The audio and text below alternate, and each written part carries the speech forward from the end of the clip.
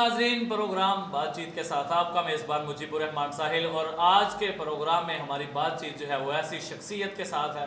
आप क्योंकि हमारे नाजरीन जो हैं, आप ड्रामा देखते हैं, टीवी इंडस्ट्री में आप मूवीज़ देखते हैं, फिल्में देखते हैं, तो मुख्तलिफ किरदारों के साथ आपका वास्ता पड़ता है जो आपके सामने स्क्रीन पर होते हैं, लेकिन इसके पीछे भी कुछ चेहरे होते हैं जो उस प्रोग्राम को चलाने में मददगार होते हैं, और कुछ ऐसे इसमें एक्ट होते हैं जो कि उस प्रोग्राम के पीछे उसकी रीढ़ की हड्डी होते हैं। अगर वो मौजूद ना हो तो आप स्क्रीन पे ड्रामा ना देख सके। तो आज हमारी शख्सियत जो है जिनके साथ आपकी मुलाकात करवाने जा रहे हैं वो हैं साबर चौधरी साहब, जो कि ड्रामा डायरेक्टर हैं, राइटर हैं, आर्टिस्ट भी रहे हैं, मतलब ड्रामा करते रहे हैं, और इस वक्त प्रोड्यूसर भी हैं। हमारे पास स्टूडियोज़ में मौजूद हैं। हम उनके बहुत ही ममनून हैं, शुक्रगुजार हैं कि वो हमारे पास तशरीफ़ लाए। तो उनके साथ बातचीत का सिलसिला शुरू करते हैं। जनाब साबर साहब, आपका बहुत शुक्रिया, आप हमारे स्टूडियो में तशरीफ़ लाए।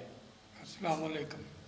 आपका बहुत शुक्रिया, आप हमारे स्टूडियो में तशरीफ़ लाए। और आज हम अपने नाजरीन के सामने आपका मतलब वो रूप जिससे आपने जहाँ से परवान चढ़ा, आपने आपको परवान चढ़ाया, यानी याद 12 में करना। आपका बहुत शुक्रिया, आप हमारे पास तशरीफ़ लाए और हमारे पास स्टूडियोज़ में मौजूद हैं, ये हमारी खुशकिस्मती है। और दूसरी बात यह है कि हमारे नाजरीन जो हैं उनकी भी वाकफियत उन चेहरों के साथ होनी चाहिए जो कि वो स्क्रीन पे देख रहे हैं, उसके पीछे क्या चल रहा है, तो पीछे की कहानी जो है उस बारे में बात करेंगे ताकि हमारे नाजरीन को पता चले एक ड्रामा कैसे चलता है। तो मैं आपका शुक्रगुजार हूँ कि आप तशरीफ़ लाए। अस्सलाम वालेकुम साबर साहब। वालेकुम सलाम। सर, सबसे पहले तो आपका बहुत शुक्रिया, आप तशरीफ़ लाए और हमारे नाजरीन के लिए आपने वक्त निकाला। आज हम इस बारे में बात करेंगे कि एक ड्रामा जो है वो स्क्रिप्ट से शुरू होके उसका इख्तिताम जो है स्क्रीन तक पहुंचने तक उसके क्या मराहल हैं, इस बारे में आप आगाही देंगे। तो सबसे पहले मैं ये चाहूँगा कि आपकी शख्सियत के बारे में ये बताता चलूँ अपने नाजरीन को कि आप माशाल्लाह, आपको हिस्ट्री ऑफ फैसलाबाद में भी लिखा गया, अशरफ अशरी साहब का जो लिखी हुई है तारीख़ फैसलाबाद, उसमें भी आपके बारे में जिक्र है। और दूसरा, आपका ड्रामा इंडस्ट्री में बहुत बड़ा नाम है। तो आपको ये कैसे महसूस हुआ कि आप ड्रामा के लिए पैदा हुए? असल में फनकार जो होता है वो पैदाइशी होता है जी। तो मेरे अंदर भी जरासीम थे। तो मैं जब कॉलेज में था तो वहाँ पे ड्रामेटिक सोसाइटी का मैं मेंबर था। वहाँ से फिर मैंने शुरू किया शौकिया। उसके बाद मैंने जो कमर्शियल पहला प्ले किया वो एज ए राइटर डायरेक्टर ही किया, और उसमें मैंने हीरो का रोल भी मैंने खुद ही किया था। ये 91 की बात है। यानी 91 में आप ड्रामा इंडस्ट्री में बाकायदा तौर पे आए और आप राइटर डायरेक्टर ही आए, आर्टिस्ट जो है उस लिहाज से नहीं, बल्कि आपने अपना फ़न जो है उसको चेक किया कॉलेज लेवल पे, और उसके बाद जब आप बाकायदा तौर पे फील्ड में आए तो आप राइटर डायरेक्टर की हैसियत से आए। वो कौन कौन से मराहल होते हैं? एक ड्रामा जो है ये मेरा ख्याल है परवान चढ़ता है राइटर के दिमाग में, राइटर के जहन में, उसकी सोच जो है वो परवान चढ़ती है और उसके बाद ड्रामा बनता है। इसके कौन कौन से मराहल होते हैं आर्टिस्ट तक पहुँचने से पहले? असल में जो ड्रामा होता है ना जी चाहे आप घर में शादी रख लें या ड्रामा रख लें जी, एक ही फंक्शन है। क्योंकि जब तक कम से कम 15 से 20 दिन रिहर्सल और किरदारों के साथ इंसाफ और करैक्टर का चुनाव, जो सबसे अहम मसला होता है वही होता है कि करैक्टर का चुनाव और उसके बाद उसको आवाम तक पहुंचाना, ये डायरेक्टर की जिम्मेदारी होती है। तो ड्रामा जो है यानी शादी रख लें घर में, तो इसका मतलब है कि देखने से शुरू हो गया कि रिश्ता देखने गए हैं, उसके बाद वो देखने आए हैं, मंगनी हो गई है, शादी हो गई है, डेट फिक्स हुई है, ये मतलब मराहल है। हाँ, इसी तरह ड्रामा लिखने के भी कोई मराहल होंगे, यानी राइटर के जहन में ख्याल आया कि वो आज इस तरह की स्टोरी बनाना चाह रहा है, उसके बाद वो लिखेगा, उसके बाद उसको किसके साथ, मतलब ये कितने इसमें शोबे आते हैं, राइटर का है, डायरेक्टर का है, डायरेक्शन से पीछे आप जैसे बता रहे हैं सिलेक्शन है, सिलेक्शन कमेटी होगी कोई? नहीं, असल में जो राइटर होता है ना उसने एक अपने पॉइंट ऑफ व्यू से ड्रामा लिखना होता है जी, और जो डायरेक्टर होता है उसने अपने डायरेक्शन को अपने पॉइंट ऑफ व्यू से करना होता है जी, ठीक है ना। लेकिन एक ही इंसान में जब दो चीज़ें होती हैं तो उसको ज़रा अच्छे अंदाज से, क्योंकि उसने खुद ही लिखा होता है, उसकी जब डायरेक्शन देता है तो उसको उसके करैक्टर के हिसाब से उसने चुनाव करना होता है। और जब फिर करैक्टर सेलेक्ट कर लिया जाता है तो फिर उसके बाद रिहर्सल होती है। जी, रिहर्सल में असल में जो रेसल है ना वो ही आर्टिस्ट में निखार पैदा करती है। साबर साहब, अभी मुझे आतिफ साहब की बात याद आ गई, मेरे उस्ताद मोहतरम में आतिफ साहब, वो कहते हैं कि ये जो ड्रामा होता है ना, इसमें रिहर्सल जो है ये तो ज़ाहरी बात है कि रीढ़ की हड्डी की हैसियत रखती है, लेकिन जो फेस सिलेक्शन है, यानी आप देखते हैं एक बदमाश का करैक्टर है और वहाँ पे कमज़ोर सा आदमी ले आए, मतलब जितना मर्जी उसकी डायलॉग डिलीवरी हो लेकिन वो वहाँ पे सूट नहीं करता, उसके लिए उसका फेस उस तरह का होना चाहिए। तो ये सिलेक्शन जो है ये कितना मानी रखती है? देखो स्ट्रक्चर जो है ना बॉडी लैंग्वेज जिसको बोलते हैं, हमारी ज़बान में इसको बॉडी लैंग्वेज बोलते हैं। जब तक उसकी बदमाश का बॉडी लैंग्वेज नहीं होगा ना तो डायरेक्ट डिलीवरी से उसका कोई फ़ायदा नहीं होगा जी, ठीक है ना। अब बदमाश है वो चलने फिरने में बदमाश लगना चाहिए, बिल्कुल, मतलब उसका फेस जो है वो हाँ, चेहरे से पता चले कि ये बदमाश है, हाँ, और मतलब वो सारी बदमाशी जो है वो ये ना हो कि उसके डायलॉग में हो। अच्छा, आपने जब मतलब इस फील्ड में काम किया है, आप भी मुख्तलिफ करेक्टर्स में रहे होंगे, आपका सबसे पसंदीदा करेक्टर जो है वो कौन सा है? मैंने तकरीबन कोई बेशुमार करैक्टर किए लेकिन उसमें मेरा एक करैक्टर था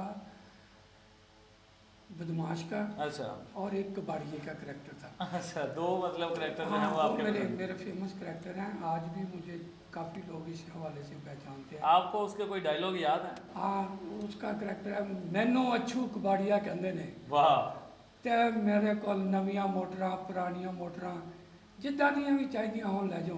अच्छा, ये मतलब बदमाश जो है मजाइया बदमाश है जी, अच्छू कबाड़िया जो है ये मजाइया बदमाश है, और ये बदमाशी कर रहा है, मैनू अच्छू कबाड़िया कहते ने, मेरे को नवियां मोटरां पुरानियां मोटरां ਜਿਹੜੀਆਂ ਚਾਹੀਦੀਆਂ ले जाओ। तो यानी ये आपका पसंदीदा करेक्टर है, इसका मतलब है कि आपको लगता है आपने लाइफ में जितने भी ड्रामे किए उनमें ये सबसे ज़्यादा सुपर हिट गया और ये मतलब इस वजह से आपको पसंद है। खैर, अपनी अपनी चॉइस होती है हर एक की। इसके अलावा कोई संजीदा करेक्टर जो है, आपने ज़्यादा काम जो है वो आर्ट काउंसिल की सतह पे किया है या थिएटर की सतह पे किया? नहीं, मैंने आर्ट काउंसिल में भी बहुत प्ले किए, ख़ास तौर पे 2010 से लेकर 2017 तक जी हर 14 अगस्त और 23 मार्च में मेरे प्ले होते रहे हैं। जी, उसमें जो सबसे जो फेमस ड्रामा मेरा गया वो गया सोचो ज़रा। तो मैं आपसे पूछना चाहूँगा, फील्ड में काम करते हुए आपको कभी एहसास महरूमी हुआ हो? जैसे कहते हैं मतलब मुख्तलिफ आर्टिस्ट जो हैं, मैंने उनकी बड़ी शिकायत सुनी है, उनका कहना होता है कि हमें फील्ड में मौका नहीं मिलता, हमें आगे नहीं बढ़ने दिया जाता, रुकावटें होती हैं, सीनियर्स रुकावटें डालते हैं, ऐसा भी होता है क्या फील्ड में? नहीं, चलता सब कुछ ही है लेकिन इंसान के पल्ले कुछ होना चाहिए। जी, जब तक आपके पल्ले कुछ नहीं, आप जो मर्ज़ी करते रहें, आप बूस्ट नहीं कर सकते, आप तरक्की नहीं कर सकते। तरक्की के लिए अल्हम्दुलिल्लाह मैं फैसलाबाद क्या पूरे पाकिस्तान के जितने नामवर आर्टिस्ट हैं वो उनमें से तकरीबन इस वक्त 50% मेरे उंगलियों के साथ चलाए हुए हैं। मैं जिनमें हामिद रंगीला, सखावत नाज, स्पेशली गफूर कोडू, कैसर पिया और बहुत से आर्टिस्ट ऐसे हैं जिन्होंने मेरे से काम सीखा और पहला ड्रामा मेरे साथ ही किया।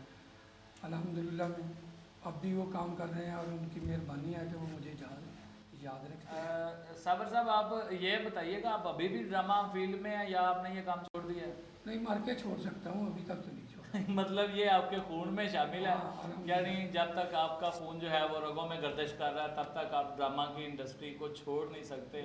और जैसे कि आपने बताया कि ये रूह का रिश्ता जिस्म के साथ है, उसी तरह ड्रामे का रिश्ता रूह के साथ है। बातचीत जो है वो चल रही है, लेकिन यहाँ पे वक्त हुआ एक ब्रेक का, हमारे साथ रहिए।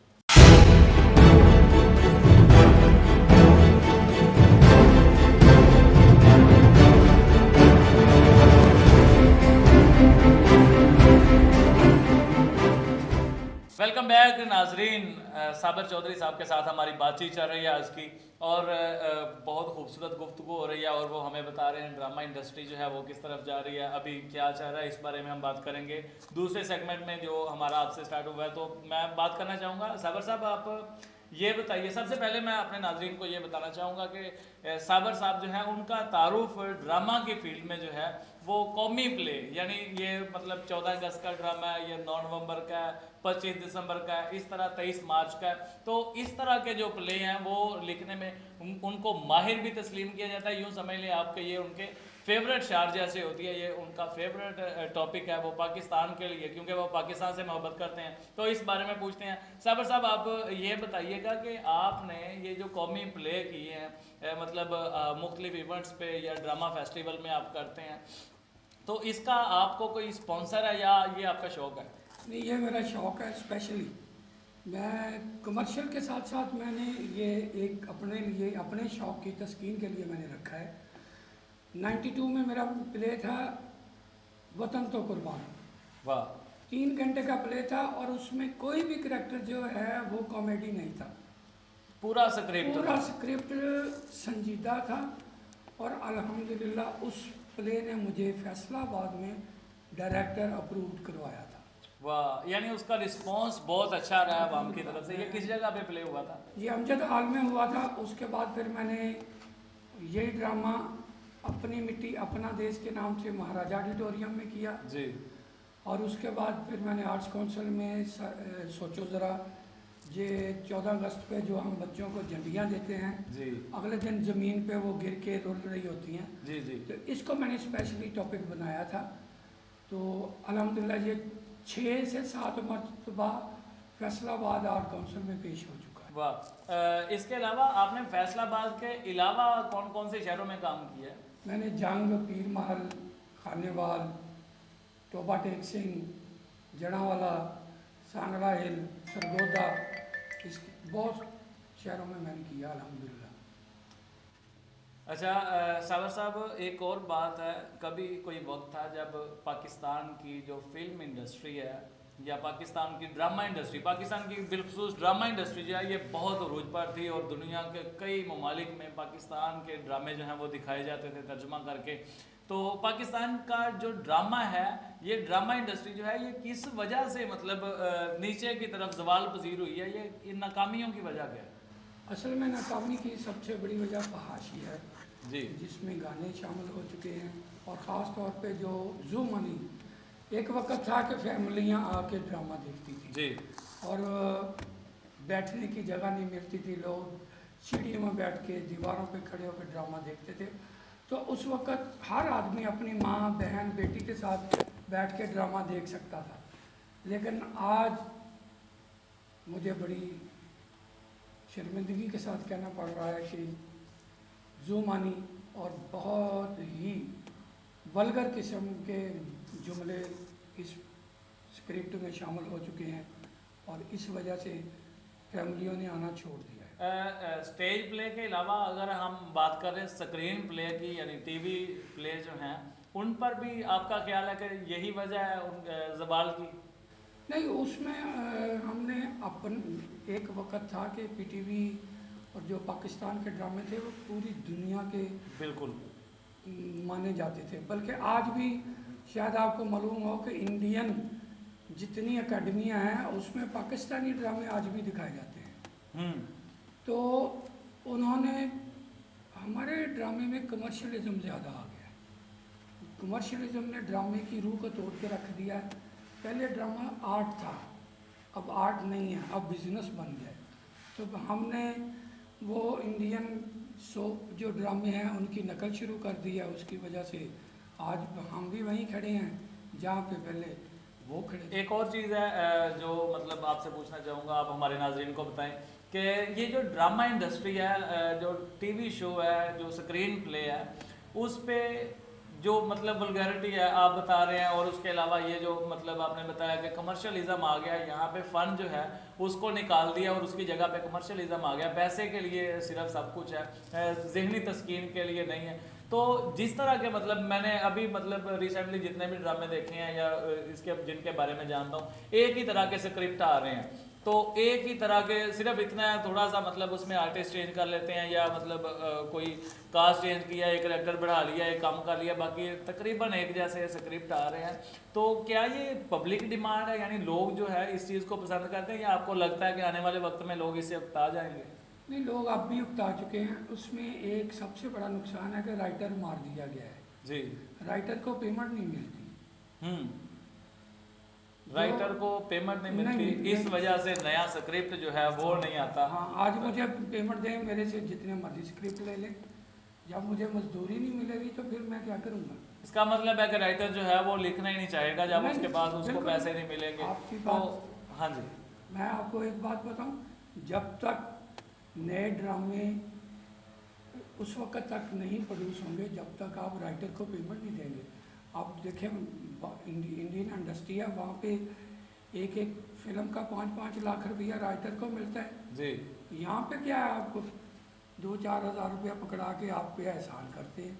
और एक और चीज़ है जो फिल्म इंडस्ट्री के हवाले से जैसे आपने बात की है, तो फिल्म इंडस्ट्री जो है पाकिस्तान की, ये मतलब आज से कोई 30 साल पीछे चले जाएं तो 30 साल पहले या 40 साल पहले जो गाने चल रहे थे पाकिस्तान में, अभी भी अगर क्लासिक के तौर पे आप किसी जगह पे रिकॉर्डिंग लें तो आपको वही गाने जो हैं वो रिकॉर्ड करके देते हैं। तो ये जो मतलब आप समझ लें वो लाजवाल किस्म का कलाम था, तो अब उस तरह का सॉन्ग जो है वो क्यों नहीं आ रहा? फिर वही बात असल आप देखो, उस वक्त जो शायर थे ना जी वो उनको उनकी रोटी रोजी चलती थी। जी। जब आप किसी का किचन नहीं चलाएंगे तो वो कैसे काम करेगा? नहीं, असल में ये तो बात एक तरफ हो गई। आप ये देखें ना कि दूसरे जो गाने आ रहे हैं मतलब उसमें क्लासिक रूप नहीं है। यूं सिर्फ एक ही लफ्ज़ में अगर बात करें तो उसमें क्लासिक नहीं है। या मतलब एक मेरे उस्ताद तारिक साहब कहते हैं कि जो आपके जज्बात को मुतहर्रक कर दे वो नाच है, और जो आपके जज्बात को मुतहर्रक नहीं करे वो रक्स है। तो इसका मतलब है कि अब हर तरफ जो है वो नाच का सिस्टम शुरू हो गया है, जो रक्स है वो सिलसिला ख़त्म हो गया। ज़ाहिर बात है जो उसको पे किया जा रहा है, आप मतलब ये जो पे किया जा रहा है ये नाच के लिए पे किया जा रहा है। जी, अब देखो काम नहीं हो रहा, सिर्फ अब डंग टपाओ प्रोग्राम हो रहा है। यानी डंग टपाओ प्रोग्राम है, ऐसा कुछ नहीं है कि जिसको हम स्क्रिप्ट कह सकें या जिसको हम दुनिया में मुकाबले के लिए पेश कर सकें कि हमारे पास ये है। ड्रामा और फिल्म इंडस्ट्री जो है ये तो किसी मुल्क की सकाफत को मतलब दूसरे ममालिक में उजागर करने के लिए होता है। क्या पाकिस्तान की तहजीब व सकाफत है ड्रामे में? ड्रामे में देखो जी, अब तो ड्रामे में गैर मुल्की सकाफत दिखाई जा रही है जी। हमारी सकाफत तो बिल्कुल है ही नहीं। जी ठीक है ना, हमारी अपनी इतनी स्ट्रॉन्ग कल्चर है हमारा कि हम तो सदियों सब कुछ दिखा सकते हैं, लेकिन जी। मसला फिर वही है कि वो बाहर से ला के कमर्शलिज्म बहुत ज़्यादा आ गया है। इसलिए कमर्शलिज्म की वजह से वो हर चीज़ पीछे छोड़ के हर चैनल हर बंदा जो है ना वो दौलत के पीछे भाग रहा है, तो इसलिए काम तो ख़त्म हो गया है। लीजिए नाजरीन, हमारे साथ मौजूद हैं साबिर चौधरी साहब। बात तो करते जाएं और बात से बात निकलती जाए। ड्रामा इंडस्ट्री और फिल्म इंडस्ट्री जो है उसके बारे में बहुत कुछ पूछा जा सकता है, बहुत कुछ बताया जा सकता है, लेकिन हमारे जो वक्त की कैद है उससे निकलना बहुत मुश्किल होता है। तो आज के प्रोग्राम का जो इख्तिताम है वो इन बातों के साथ करते हैं कि पाकिस्तान जो है यहाँ पे हमारी तहजीब व सकाफत और कल्चर जो 5000 साल पुरानी तारीख जो है वो हमारी इस धरती की है, इसके बावजूद हमारा अपना कल्चर जो है उसको पसे पुश्त डाल के हम गैरों का कल्चर दिखा रहे हैं। तो ड्रामा इंडस्ट्री जो है ये मजबूती तक ले जाने के लिए, इसको उरूज तक ले जाने के लिए, तरक्की देने के लिए फिल्म इंडस्ट्री और ड्रामा इंडस्ट्री जो है इसमें हम अगर अपना कल्चर दिखाएंगे तो लोग जो हैं उसके साथ ऐसे मोहब्बत करेंगे जैसे पाकिस्तान के साथ मोहब्बत करते हैं। इसके साथ ही आज के प्रोग्राम का इख्तिताम होता है। अल्लाह ने के बाद।